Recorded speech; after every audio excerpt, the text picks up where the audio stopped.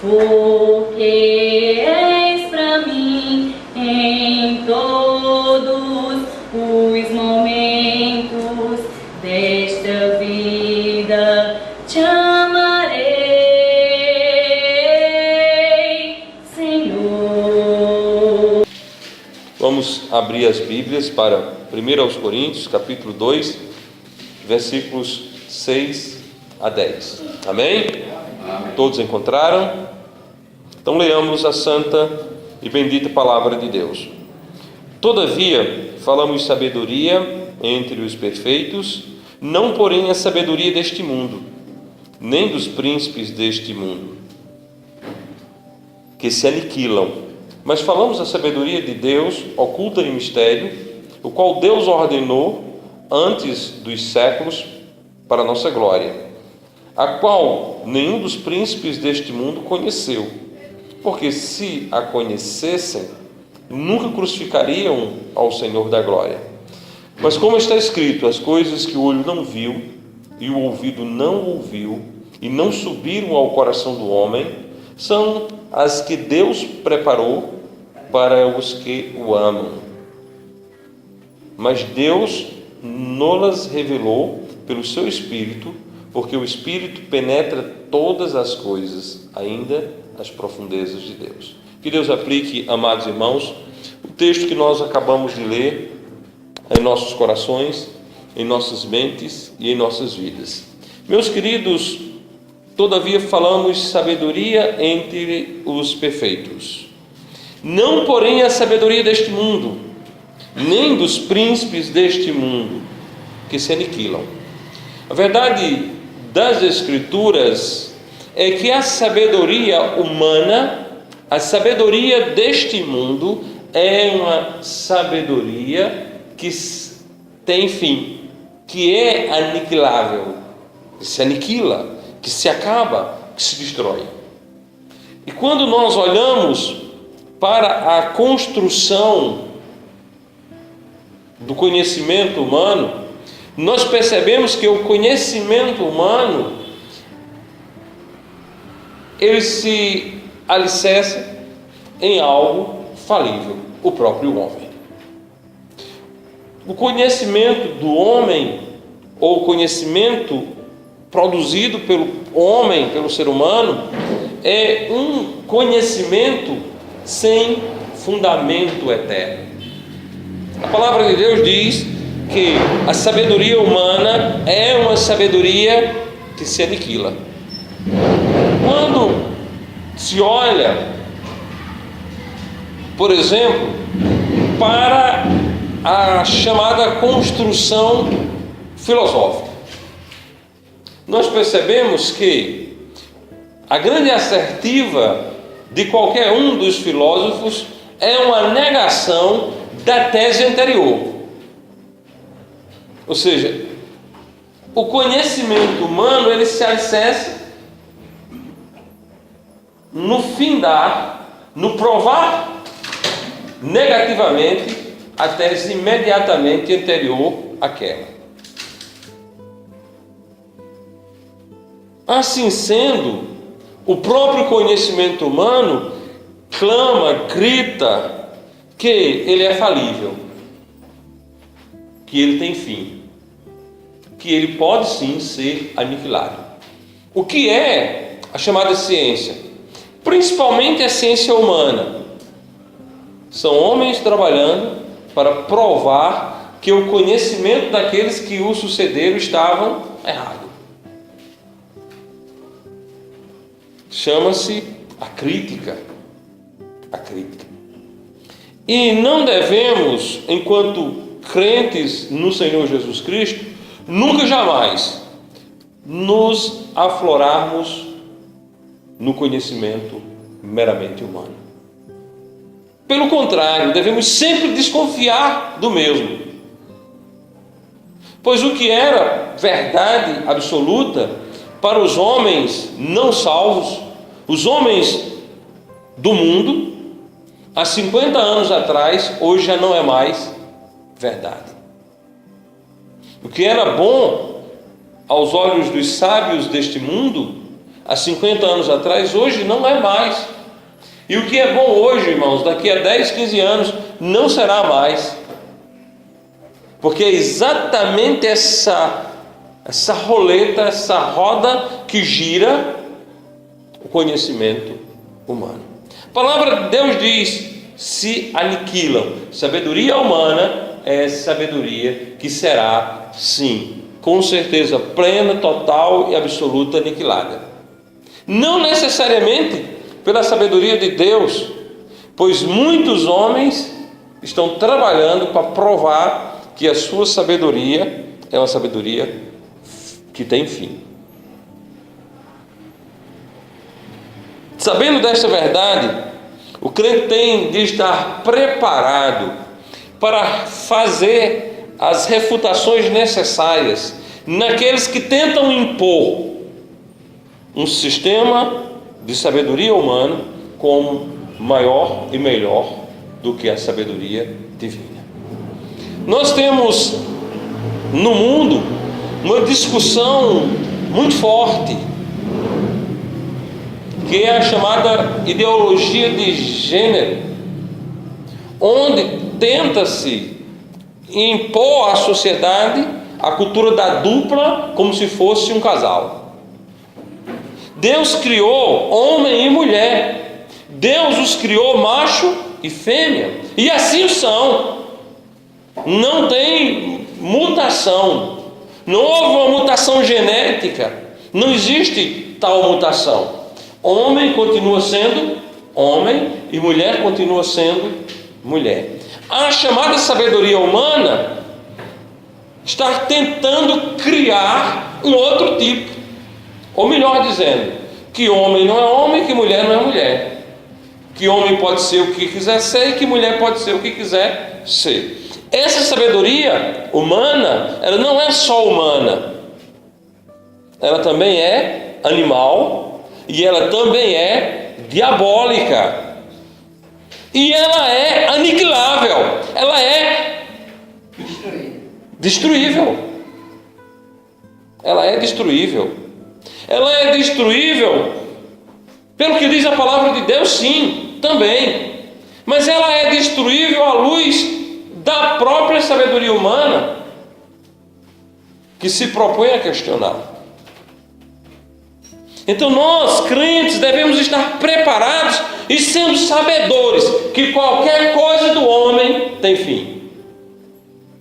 Tudo onde o homem bota a mão se acaba.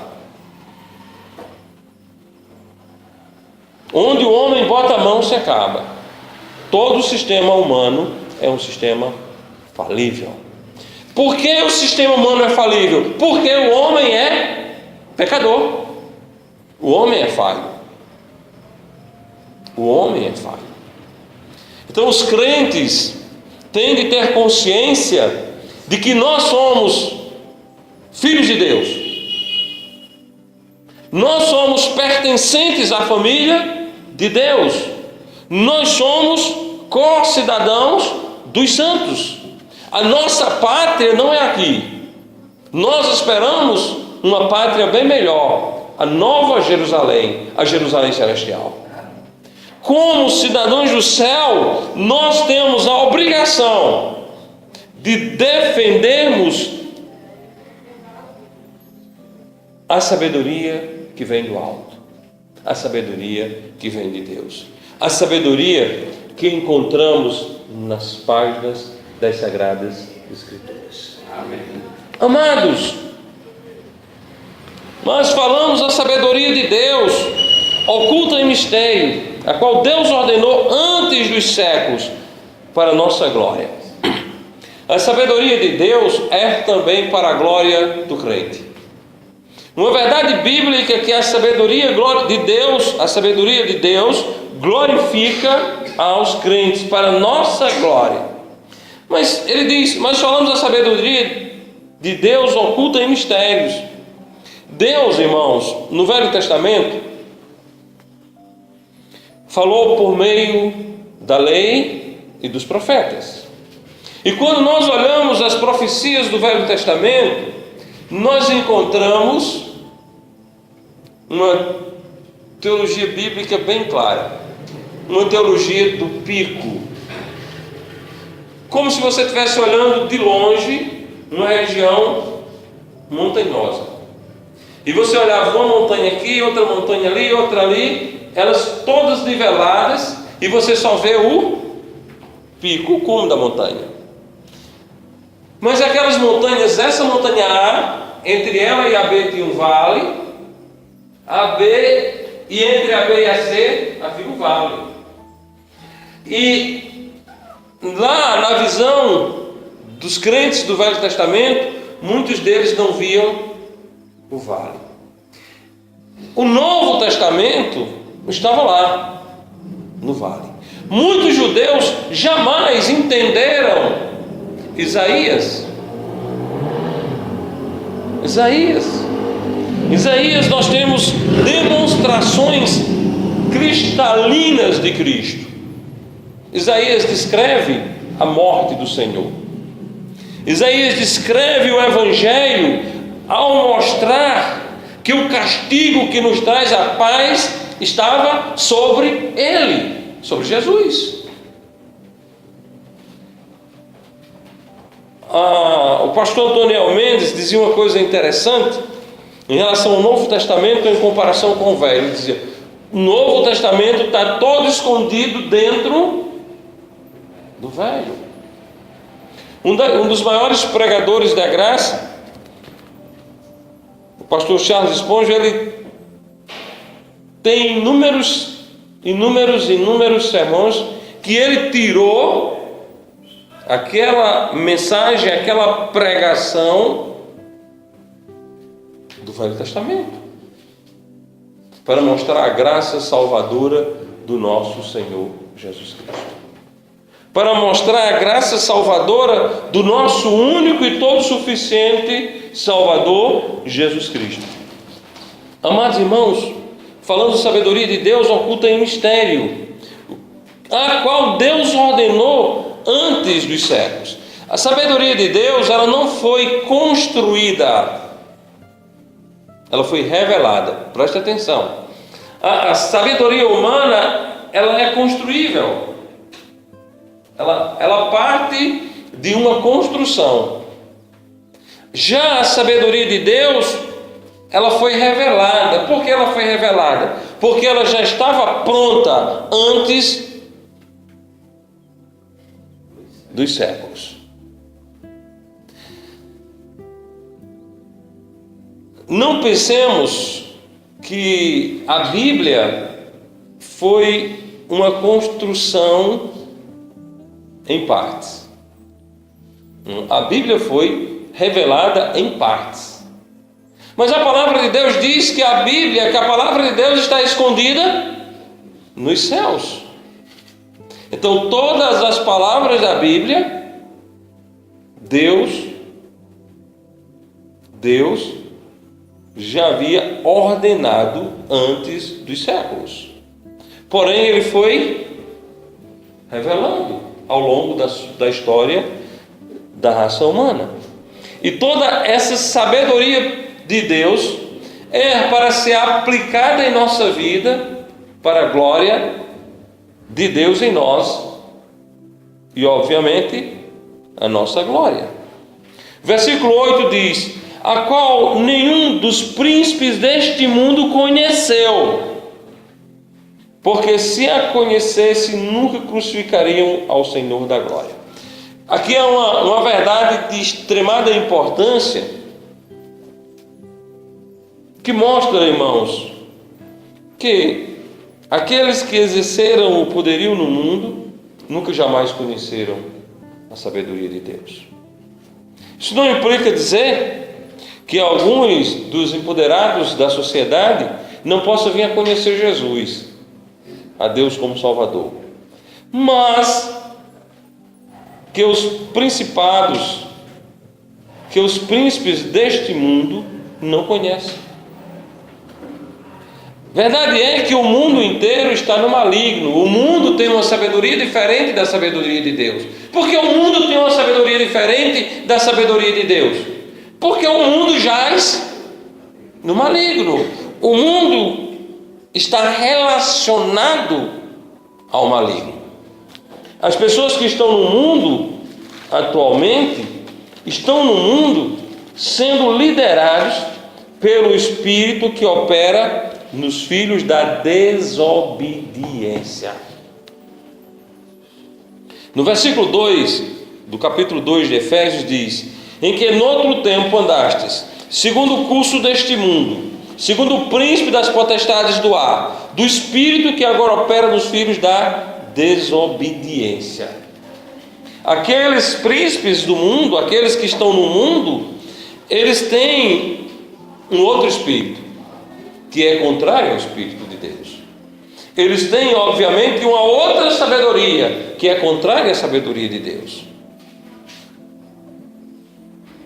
Que é contrária à sabedoria de Deus. Nenhum dos príncipes deste mundo conheceu, porque se a conhecesse, nunca crucificariam ao Senhor da glória.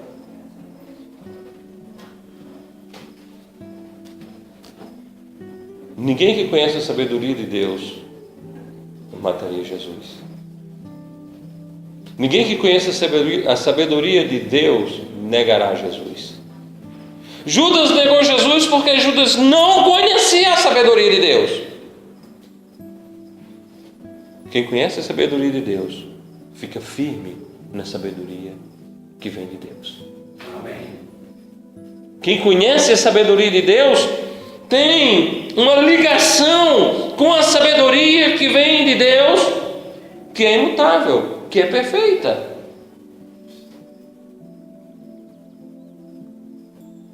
Quem não tem a sabedoria de Deus está na loucura do diabo.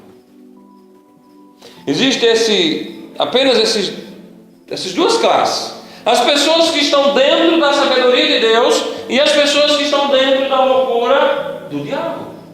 Bom, as pessoas que estão dentro da loucura do diabo, eles olham para aquele grupo que está dentro da sabedoria de Deus e eles dizem: loucos. Maravilha! Obviamente que eles não poderiam dizer uma outra coisa, não é verdade? A carne milita contra o espírito e o espírito contra a carne, não pode ser diferente. Eles não poderiam dizer outra coisa. Não nos escandalizemos. Bom, agora sabe qual é o perigo? É aquele grupo que está aqui dentro da sabedoria de Deus começar a fletar, paquerar com a sabedoria que está no mundo. Porque a sabedoria que está no mundo é animal, é humana, é animal e é diabólica. O perigo é quando a igreja quer deixar os princípios da sabedoria de Deus e quer adotar os princípios da loucura do diabo. Esse é um grande problema. Quando eu digo a igreja, eu não quero me remeter tão somente à igreja, mas eu quero também falar aos salvos. É um grande perigo quando o salvo, que está aqui dentro da sabedoria de Deus, ele começa a querer se alimentar da loucura do diabo. Esse é um grande problema, é um grande perigo. Nós estamos, irmãos, na sabedoria de Deus. Nós estamos na sabedoria que vem do alto. E nós somos oponentes da loucura do diabo. A palavra de Deus diz que nós estamos em guerra. A palavra de Deus diz que nós não lutamos contra a carne e o sangue. Não é assim? Nós não lutamos contra a carne e sangue. Nós não temos inimigos na carne. Capítulo 6 de Efésios, versículo 12. Porque não temos que lutar contra a carne e o sangue, mas sim contra os principados, contra as potestades, contra os príncipes das trevas deste século, contra as hostes espirituais da maldade nos lugares celestiais. Bom, nós temos que lutar. Não lutar contra a carne, não lutar contra o sangue. Mas isso não implica dizer que eu estou isento da luta, que você está isento da luta. Se nós não lutarmos, nós vamos começar a perder a fronteira. Lá em Israel, no Israel de Deus, quando os homens fraquejavam na luta, os inimigos invadiam os campos israelitas, não era assim? Nos dias de hoje, quando não estamos nessa luta, que não é contra a carne, que não é contra o sangue, quando nós recusamos essa luta, as hostes do diabo vão crescendo para dentro dos nossos. Entra na nossa família. Primeiro entra na nossa vida. Segundo entra na nossa família. Terceiro entra na igreja de Deus, a qual nós somos membros. O negligenciar da luta, o prevaricar da luta, nos elimina enquanto soldados.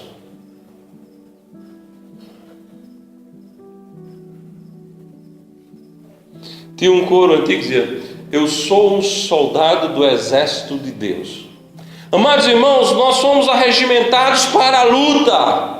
Não prevariquemos.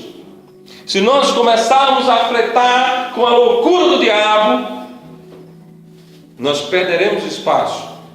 Ou melhor, se eu fleto com a loucura do diabo, a sabedoria de Deus está perdendo espaço na minha vida.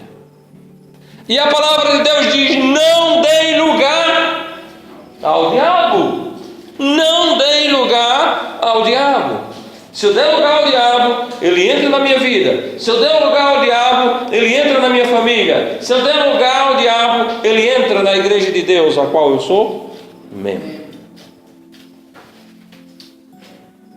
Quando eu digo entra, não é que ele vai entrar, porque ele não pode se apoderar do crente, mas as ideias maléficas dele vai atuar na nossa vida. Um exemplo bíblico, um exemplo das Escrituras: Pedro revelou Jesus, não foi isso? E logo na mesma cena, Jesus diz a Pedro: para trás, Satanás. Não é que o diabo se apoderou de Pedro, mas é que Pedro estava falando coisas que agradavam a Satanás. Pedro estava proclamando loucura do diabo em lugar da sabedoria do alto. É nesse sentido. Nós não podemos, irmãos, trazer a loucura do diabo para a nossa vida. Nós não podemos, irmãos, trazer a loucura do diabo para dentro da nossa família. Nós não podemos, irmãos, trazer a loucura do diabo para dentro da igreja de Deus, a qual temos o privilégio de sermos membros. Não podemos negligenciar, não podemos prevaricar.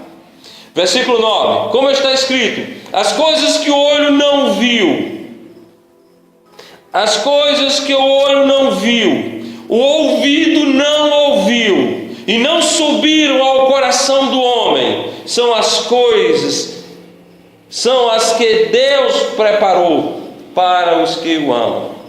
Mas, como está escrito: as coisas que o olho não viu, e o ouvido não ouviu, e não subiram ao coração do homem, são as que Deus preparou para os que o amam. Amém? Amém. Amados irmãos, coisas inefáveis foram vistas por Paulo ao ser arrebatado ao céu. E essas coisas que ele viu foi-lhe proibido dizer. Coisas magníficas. Amados irmãos, o que Deus tem preparado no céu para nós é muito mais do que você pensa. O que Deus preparou para os que o amam transborda a mais fértil cabeça. Trabalhar com poesia é algo que exige fertilidade. Nós temos um músico em nosso meio, sabe disso, né? Trabalhar com poesia, com arte, exige fertilidade. E o mais fértil de todo e qualquer poeta que já plantou seus pés sobre a terra, jamais imaginou,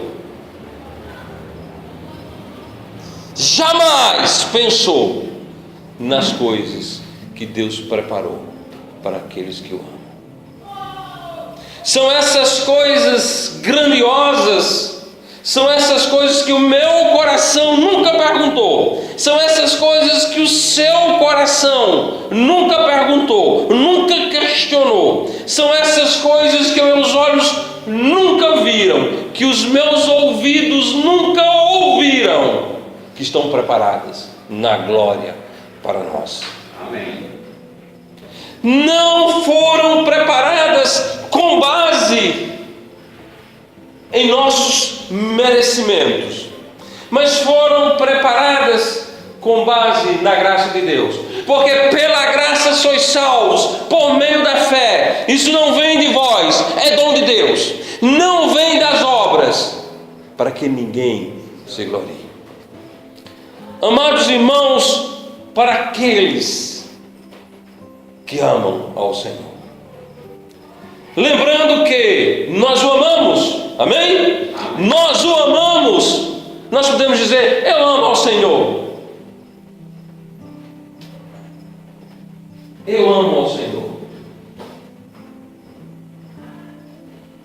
E sabe por que nós podemos dizer que amamos ao Senhor? Não é porque nós sentimos amor, não é porque nós temos uma equidade superior aos outros homens, mas nós podemos dizer, irmãos, que nós amamos ao Senhor porque Ele nos amou primeiro. A prova do nosso amor para com Deus é que Ele nos amou primeiro. Amém? Todas as coisas descritas neste versículo 9 nos serão dadas, porque Ele nos amou primeiro.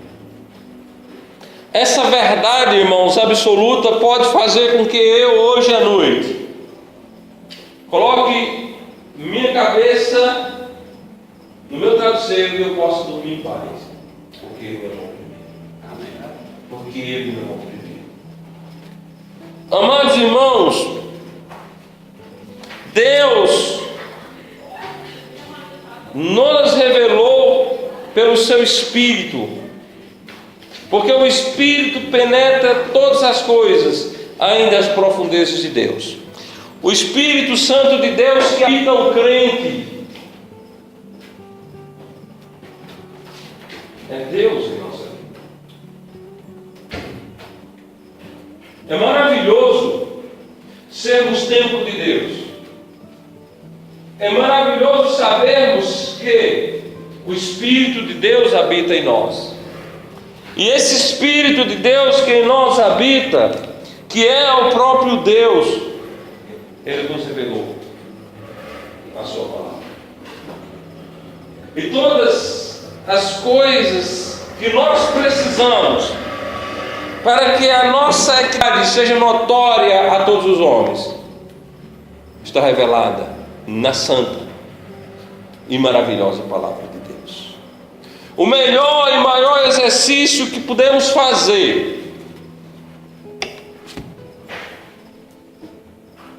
é estudarmos a palavra de Deus, para dela extrairmos a vontade de Deus, para dela extrairmos a perfeita vontade de Deus. Amados irmãos, a palavra de Deus é perfeita.